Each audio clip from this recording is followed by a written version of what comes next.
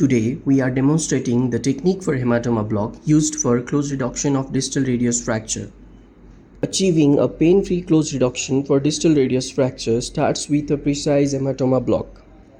The key to success is accurate placement of needle right into the fracture gap. Start by thoroughly cleaning the skin.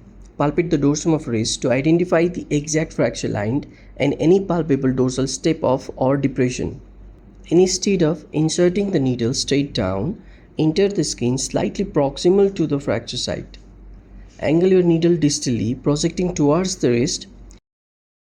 Gently slide the needle tip along the bone until it gets caught right in the fracture gap.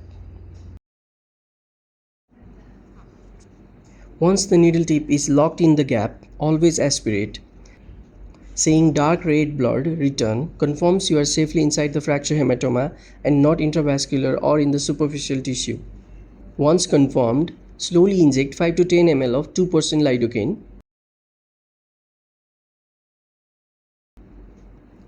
While injecting, you should feel minimal resistance. Once injected, withdraw the needle, apply the local pressure and wait for 10 to 15 minutes for complete analgesia and the muscle relaxation before attempting your reduction.